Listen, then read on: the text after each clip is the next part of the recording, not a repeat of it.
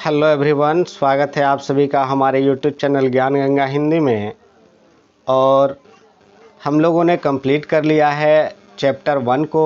आज हम उसके क्वेश्चन आंसर को कंप्लीट करेंगे, जिसमें आज हम वस्तुनिष्ठ प्रश्न उत्तर को देखेंगे, जो कि 100 से अधिक हैं। निश्चित तौर पर इन प्रश्नों को देखने के बाद आप परीक्षा में आसानी से इस पाठ से आए सभी प्रश्नों का हल कर सकते हैं। तो ऐसे में इस वीडियो को आप लास्ट तक देखें, क्योंकि इसमें 100 से ज़्यादा ऑब्जेक्टिव क्वेश्चन हैं। वीडियो पसंद आए तो लाइक करें और अपने दोस्तों के साथ शेयर करना न भूलें। साथ ही साथ इसी तरह के वीडियो प्राप्त करने के लिए आप हमारे चैनल को ज़रूर सब्सक्राइब कर लें। आइए आगे बढ़ते हैं और देखते हैं इन सभी प्रश्नों को। इसमें पहला प्रश्न है, 1789 की क्रांति का संबंध किस देश से है? ऑप्शन है फ्रांस, जर्मनी, स्विट्जरलैंड, संयुक्त राज्य अमेरिका। तो इसका सही आंसर हो जाएगा ए, फ्रांस से, क्योंकि 1789 की जो क्रांति हुई थी वो फ्रांस की क्रांति थी, जिसमें बेस्टिल का पतन हुआ था और वहाँ के लोगों को समानता, स्वतंत्रता और बंधुत्व मिला था। तो ये हमारा पहले का आंसर हो जाएगा ए, फ्रांस। ठीक है, अब हम लोग चलते हैं दूसरे क्वेश्चन की ओर। दूसरा क्वेश्चन है कि फ्रेडरिक सारियू निम्नलिखित में से कौन था? तो फर्स्ट वीडियो में हम लोगों ने देखा था कि फ्रेडरिक सारियू ने एक चित्र बनाई थी।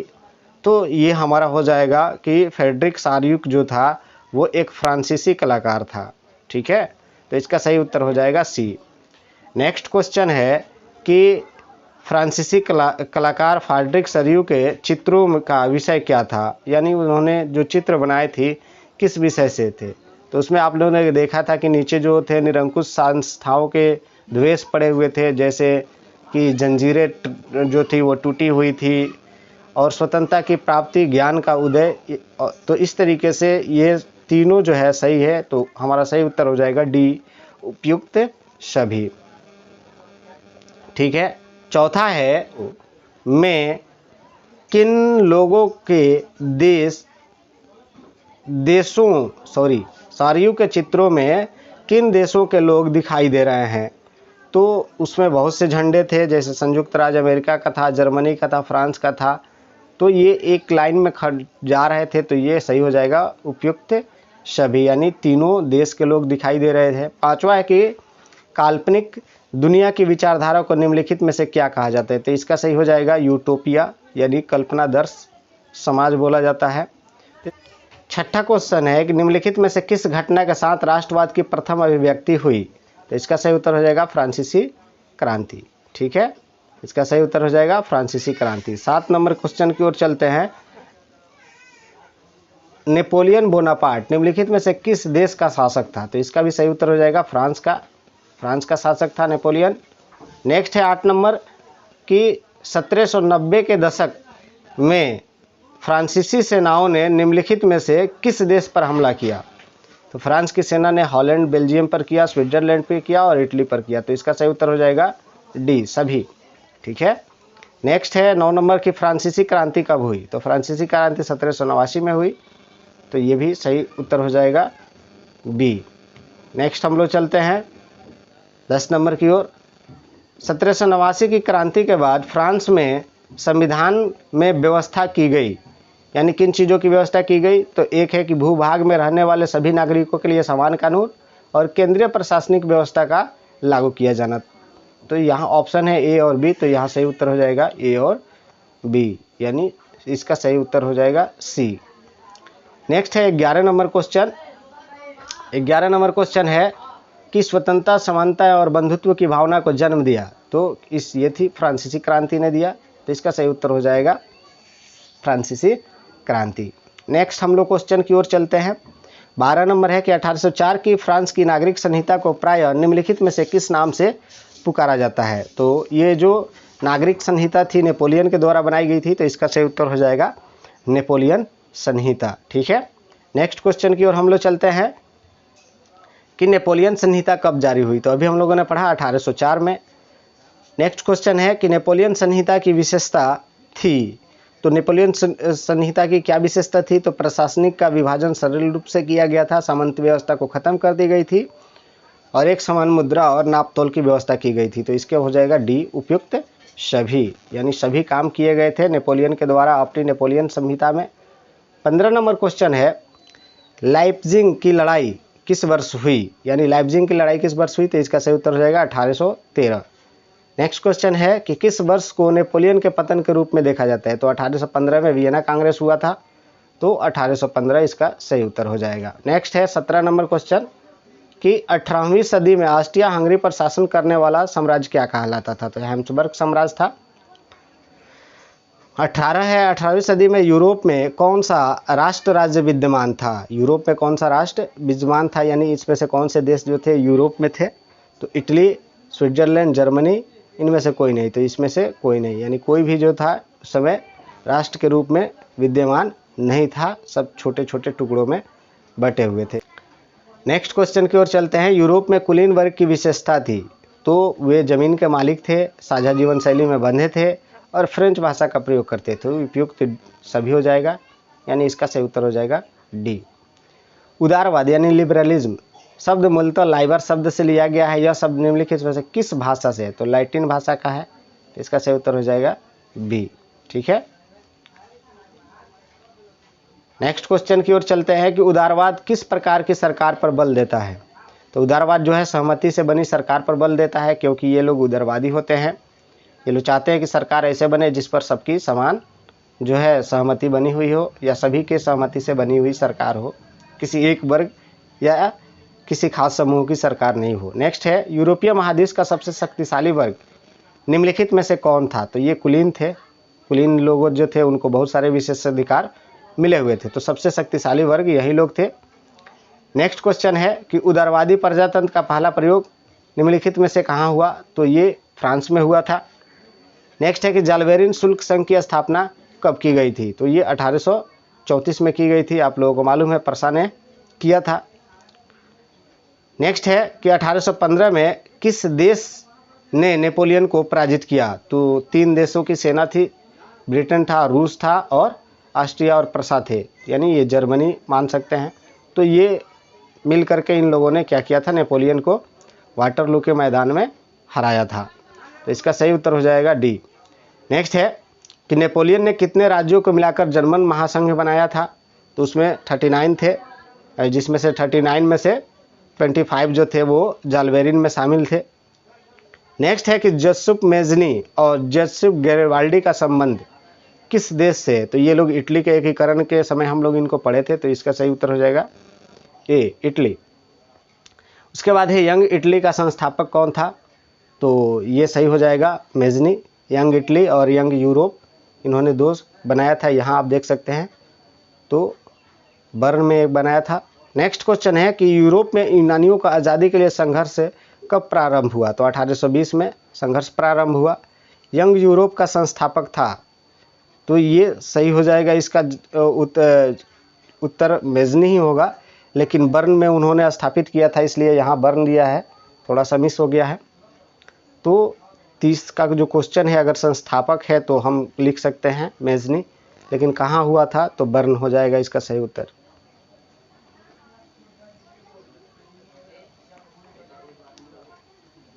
नेक्स्ट क्वेश्चन है कि कौन सा दशक यूरोप में भूख, कठिनाइयाँ और विद्रोह लेकर के आया, तो 1830 का दशक था। बहुत ज़्यादा उस समय जो थी भूख थी, कठिनाइयाँ थी, जिसकी वजह से आंदोलन हुआ था। 1830 की क्रांति हुई थी फ्रांस में।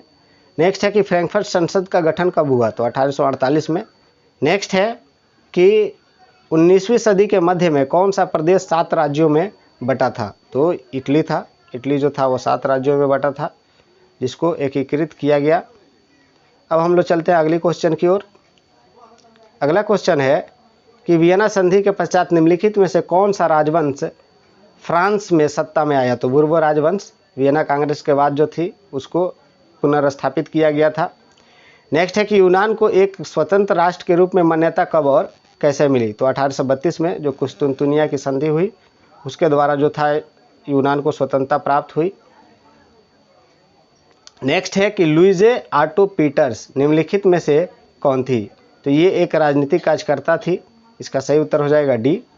नेक्स्ट है कि जब फ्रांस छींकता है तो बाकी यूरोप को सर्दी जुकाम हो जाता है, ये शब्द किसने कहे थे, मेटरनिक ने कहे थे। तो इसका सही उत्तर हो जाएगा बी, मेटरनिक। नेक्स्ट क्वेश्चन है कि जर्मनी के एकीकरण के लिए निम्नलिखित में से किस सम्मेलन को बुलाया गया? निम्नलिखित में से किस सम्मेलन को बुलाया गया? तो फ्रैंकफर्ट पार्लियामेंट हुई, और फ्रैंकफर्ट पार्लियामेंट के बाद जो है प्रसा के राजा को जो है नेतृत्व का कमान दिया गया, लेकिन उन्होंने नकार दिया था, आपको मिला है वीडियो में। नेक्स्ट है कि जर्मनी के एकीकरण का प्रयास निम्नलिखित में से किस देश के द्वारा किया गया? तो प्रसा के द्वारा किया गया। दो बड़े बड़े हिस्से थे, प्रसा था, ऑस्ट्रिया था, तो प्रसा के द्वारा किया गया। नेक्स्ट है कि जर्मनी के एकीकरण की प्रक्रिया के जनक कौन थे? तो ऑटो वन बिस्मार्क थे। इन्होंने अपनी कूटनीति से जर्मनी का एकीकरण किया।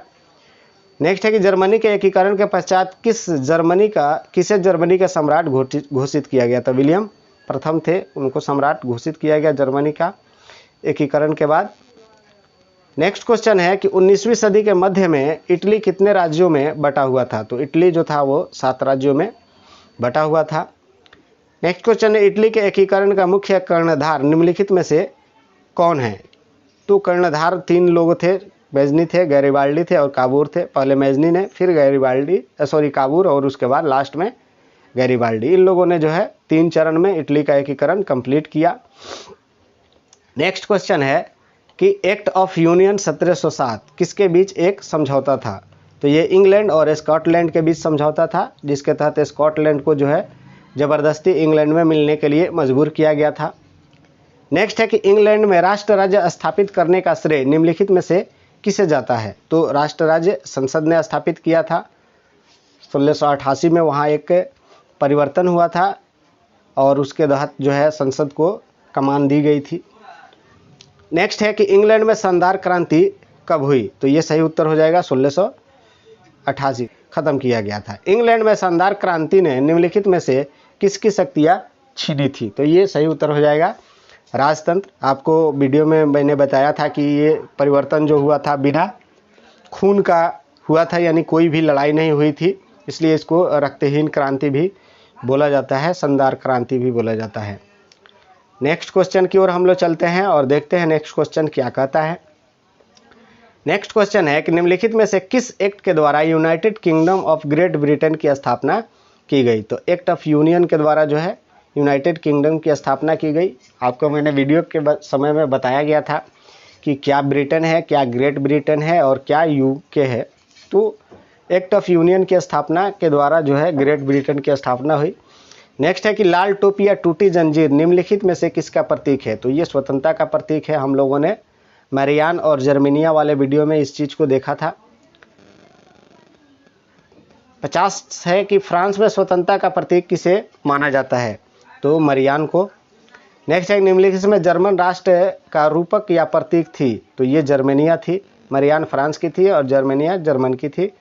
ये हम लोग वीडियो में देखा था। नेक्स्ट है कि जर्मन बलूत को निम्नलिखित में से किसका प्रतीक माना गया है? तो ये वीरता का। और जर्मेनिया जो है जर्मन बलूत का जो वृक्ष है मुकुट में पहनी हुई है।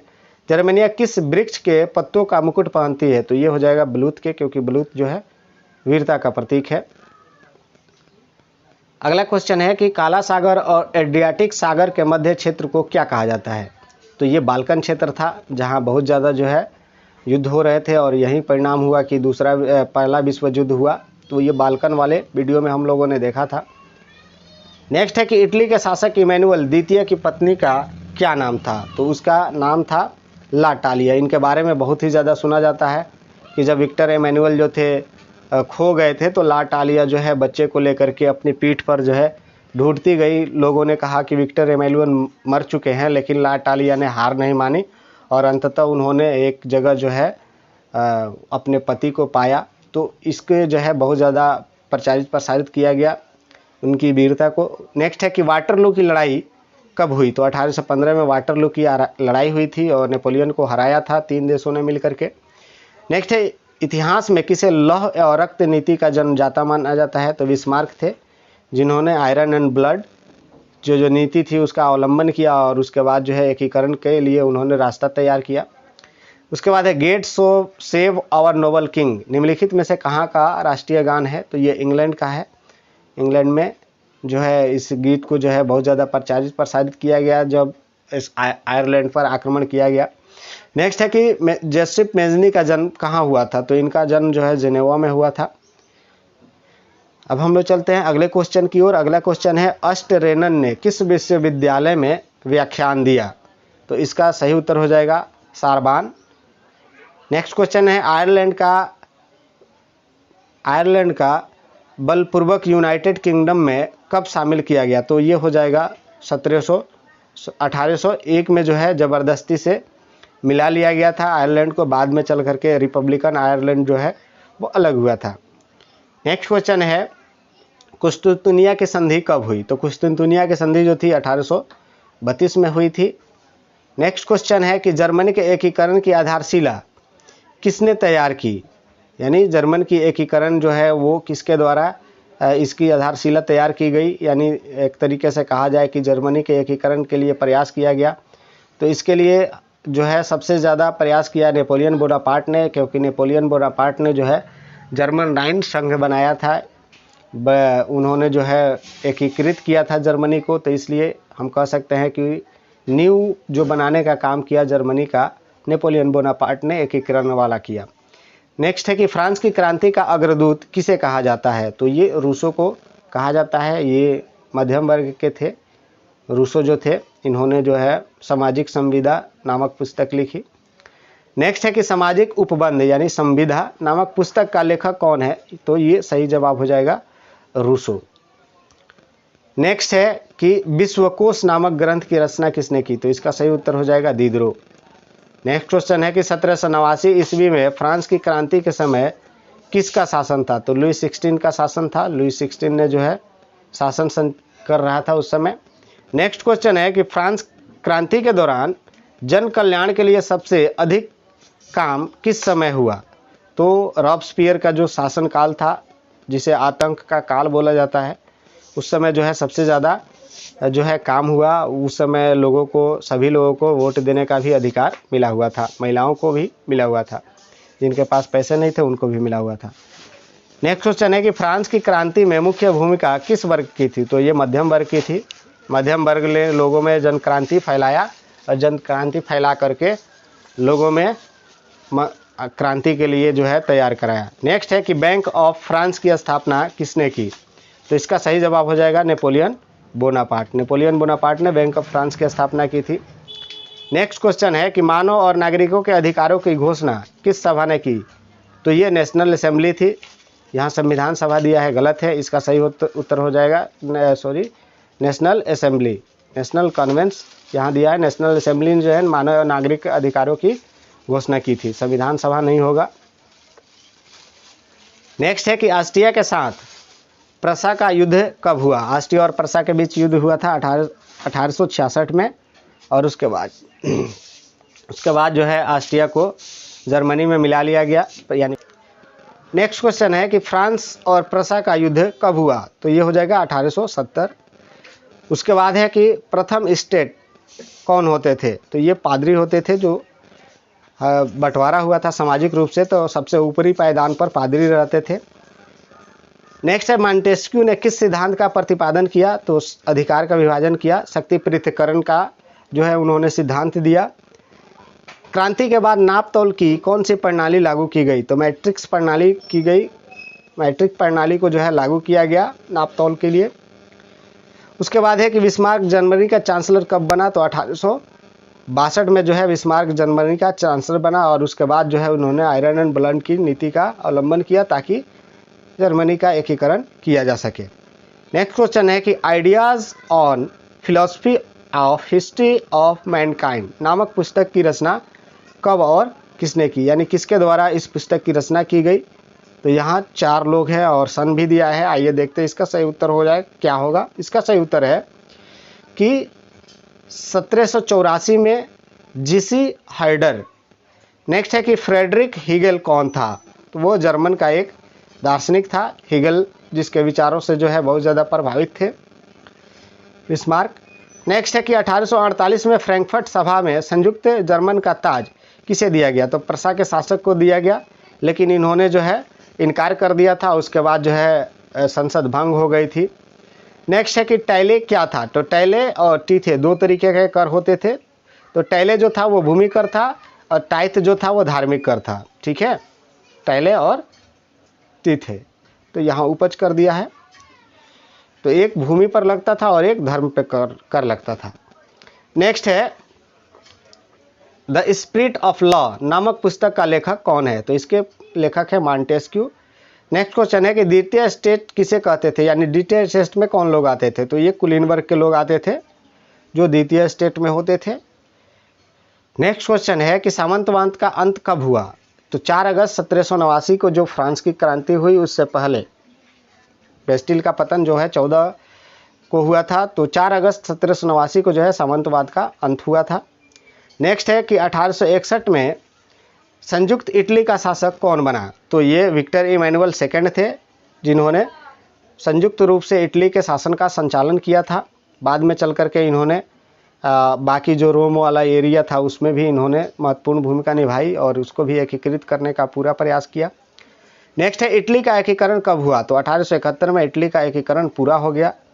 नेक्स्ट है कि इटली को रोम किस युद्ध के बाद मिला? तो फ्रांस और प्रसा के युद्ध के बाद जो है रोम पर जो है कब्जा हुआ, क्योंकि फ्रांस उस समय जो था दो तरफे युद्ध में लड़ गया, भिड़ गया, इस वजह से वो हार गया। नेक्स्ट है कि गैरिबाल्डी कहाँ का निवासी था? तो गैरिबाल्डी जो था वो सार्डिनिया का था। सार्डिनिया पिडमाउंट आप लोग नाम सुने हैं। उसके बाद है नेपल्स और सिसिली को गैरिबाल्डी ने किसे दिया? तो विक्टर इमैनुअल को इन्होंने जीता था। आप लोगों को मालूम है तीसरा जब हम लोग चरण पढ़ रहे थे इटली का एकीकरण का उस समय, तो विक्टर इमैनुअल को उन्होंने बिना किसी शर्त के गद्दी ये इन राज्यों के जो है कमान दे दी और खुद एक नाविक बन गया था। नेक्स्ट है कि काबूर की मृत्यु कब हुई? तो काबूर की मृत्यु 1861 में हुई। नेक्स्ट क्वेश्चन है कि जर्मनी के एकीकरण के बाद चांसलर कौन बना? तो वहाँ का चांसलर बना बिस्मार्क, क्योंकि उन्होंने एकीकरण में महत्वपूर्ण भूमिका निभाई थी। नेक्स्ट क्वेश्चन है कि जर्मनी का एकीकरण कब पूरा हुआ? तो 1871 में जर्मनी का एकीकरण पूरा हो गया। नेक्स्ट क्वेश्चन है कि यंग इटली सोसाइटी की स्थापना किसने की? तो मेजनी। ये डबल हो गया, हम लोगों ने इस क्वेश्चन को एक बार और देखा था, यंग इटली यंग यूरोप। खैर कोई बात नहीं। नेक्स्ट क्वेश्चन है कि इटली के एकीकरण के पूर्व दक्षिण इटली पर किसका अधिकार था? तो वो पोप का अधिकार था। नेक्स्ट क्वेश्चन है कि काबूर सार्डिनिया का प्रधानमंत्री कब बना? तो 1858 में वो सार्डिनिया का प्रधानमंत्री बना। उसके बाद है जूरिच की संधि कब हुई, यानी जूरिच की संधि कब हुई? तो इसका सही उत्तर हो जाएगा 1859। 99 नंबर क्वेश्चन है कि आस्टिया और सार्डिनिया का युद्ध कब हुआ? तो 1859 में, अप्रैल 1859 में आस्टिया और सार्डिनिया के बीच युद्ध हुआ था। 100वां क्वेश्चन है कि गैस्टन के समझौते के द्वारा क्या निर्णय लिया गया? तो निर्णय लिया गया कि सेल्सविक पर प्रसा और होल्स्टीन पर आस्टिया का अधिकार हुआ। इसके द्वारा जो है आप लोगों ने देखा था कि इन लोगों ने मिल करके जो है ये डेनमार्क के एरिया पर आक्रमण किया था और इन लोगों ने सेल्सविक और होल्स्टीन आपस में बांटे थे। जीत के बाद ये प्राप्त हुए थे। जर्मनी का एकीकरण किस युद्ध के बाद पूरा हुआ? तो फ्रांस और प्रसा के युद्ध के बाद जो है जर्मनी का एकीकरण कंप्लीट हो गया, अंतिम वो कंप्लीट हुआ। उसके बाद है कि फ्रांसीसी क्रांति के दौरान कलाकारों ने स्वतंत्रता, न्याय और गणतंत्र जैसे विचारों को व्यक्त करने के लिए नारी रूपक का प्रयोग किया। इस नारी रूपक का नाम क्या था? तो वो फ्रांस में मरियान थी, जिसका जो है इस्तेमाल किया गया देश के लिए या देश के रूप में। उसके बाद है जोसेफ मेजनी के एकीकृत इटावली गणराज्य के लिए एक सुविचारित कार्यक्रम प्रस्तुत करने के लिए किस गुप्त संगठन का निर्माण किया गया? तो यंग इटली। नेक्स्ट है कि जर्मन का राष्ट्र रूपक कौन है? तो जर्मेनिया है वहाँ के राष्ट्र का रूपक। नेक्स्ट क्वेश्चन है कि इस आंदोलन ने तर्क वितर्क और विज्ञान के महिमा मंडन की आलोचना की और उसकी जगह भावनाओं, अंतर्दृष्टि और रहस्यवादी भावनाओं पर जोर दिया। तो ये रूमानीवाद कहलाया।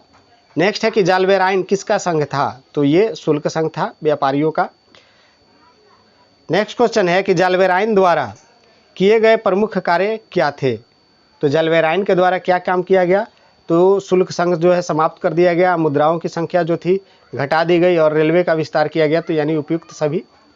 नेक्स्ट क्वेश्चन है नेपोलियन को किसने मिलकर हराया? तो ये सभी लोग थे, ब्रिटेन था, ऑस्ट्रिया था, रूस और प्रसा थे। तो वाटरलू के मैदान में इन लोगों ने हराया था।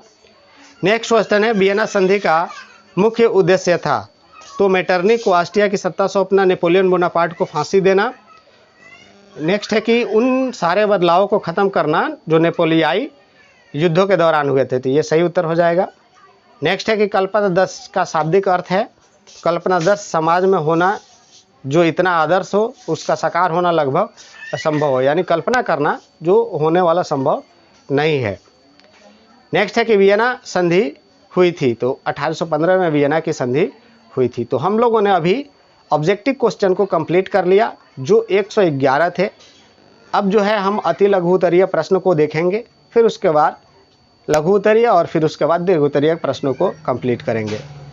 उम्मीद है आपको वीडियो पसंद आई है।